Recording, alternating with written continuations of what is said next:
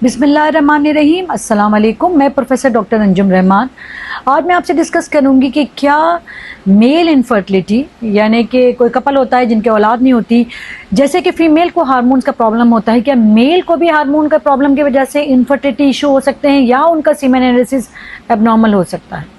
जैसे कि कोई एक फीमेल इनफर्टाइल कपल में, यानी बे औलाद जोड़े में, जब हम औरत के टेस्ट करवाते हैं उसके हार्मोन बहुत दफ़ा एबनॉर्मल होते हैं, जिसकी वजह से उसको मेंस्ट्रुअल साइकिल एबनॉर्मल हो जाती है, उसको मेंसेस सही नहीं आ रहे होते, वो बच्चा नहीं कर सकती। और जब हम उनको ट्रीटमेंट करते हैं तो ऑटोमेटिकली ये चीज़ें नॉर्मल हो जाती हैं और उसकी फर्टिलिटी हो जाती है, यानी कि अल्लाह पाक उनको औलाद दे देता है।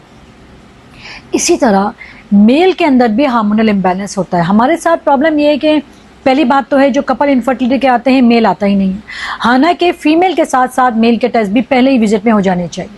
और अगर वो आते भी हैं तो वो सिर्फ सीमेन एनालिसिस करवाते हैं।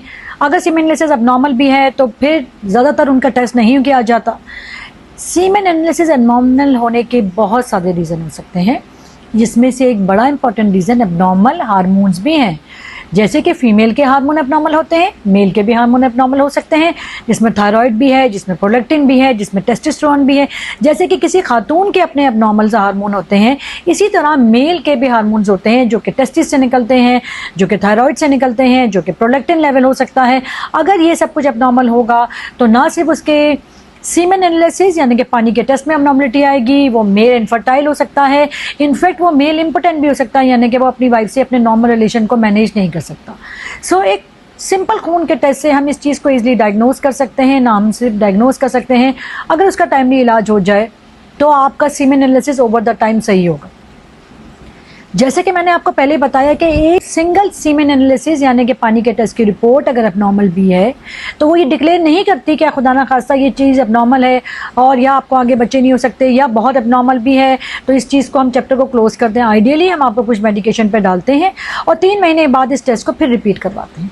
मगर फॉर्चुनेटली अगर डॉक्टर आपका टेस्ट कर ले और इसमें हार्मोन्स इम्बैलेंस है तो ये ज़्यादा आसान होता है आपको ट्रीट करना।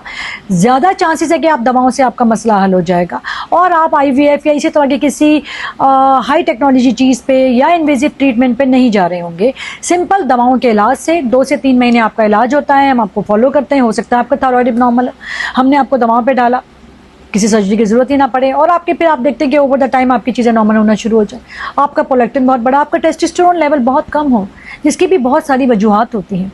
अगर ये चीज़ें देर एंड देन ट्रीट हो जाएं या इसके अलावा कोई और चीज़ एबनॉर्मल होती है और उसको हम कैच कर जाते हैं और उसको हम टाइमली ट्रीट कर जाते हैं, ना सिर्फ इससे आपकी इनफर्टिलिटी सही हो जाएगी बल्कि जो आपको अंडरलाइंग जो डिजीज़ है, जो एबनॉर्मलिटी है, अगर हम उसको टाइमली ट्रीट करें वो भी सही हो जाएगा, आपका हार्मोनल इम्बैलेंस नॉर्मल हो जाएगा और आपके चांसेस ऑफ कंसेप्शन इवन दवाओं के साथ यानी कि बच्चा होने के चांसेस, सिंपल मेडिकेशन से हम आपको कुछ दवाएं दें, आपकी वाइफ को कुछ दवाएं दें, उसके बाद हम आपके इनफर्टिलिटी ट्रीटमेंट करें दवाओं से ही, ना कि हम IVF या IUI पे जाएं, तो उसमें चांसेस ऑफ कंसेप्शन बढ़ जाएंगे, जो ना सिर्फ आपके फर्टिलिटी इशू के लिए अच्छा होगा, आपकी फिजिकल हेल्थ के लिए अच्छा होगा, आपकी मैरिटल लाइफ के लिए बहुत अच्छा होगा और आगे जाके खुदा ना खासा कोई हार्मोन एबनॉर्मल है, जिसकी कोई ऑर्गेनिक कॉज है, किसी की वजह है, कोई ऑर्गन एबनॉर्मल है, अगर वो there and then timely treat हो जाए तो आगे जाके आप किसी नुकसानदेह बीमारी से बच सकते हैं।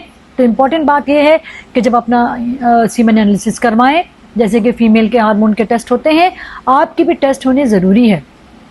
स्पेशली वो मेल जिनकी इनफर्टिलिटी को 1, 2, 3 साल से ज़्यादा लंबा अरसा हो गया है, जब फीमेल का टेस्ट हो आप भी अपना उसी वक्त टेस्ट करवाएं और उसके अकॉर्डिंगली अगर हार्मोनल इम्बैलेंस है मेडिकेशन लें। जहाँ तक पानी के टेस्ट की इशू है, एक दफ़ा हम करवाते हैं, यूजुअली 3 से 4 महीने बाद ही वो रिपीट होता है और उसके साथ अगर हार्मोनल इम्बैलेंस आ गया तो ये एक ज़्यादा अलार्मिंग चीज़ होती है कि हम दोनों को साथ को ट्रीट करें और इसका फ़ायदा ये होता है कि आपके चांसेस ऑफ फर्टिलिटी सही होने के बढ़ जाते हैं। इसी के साथ मैं आपसे इजाज़त चाहूँगी। Thank you very much. Pakistan जिंदाबाद।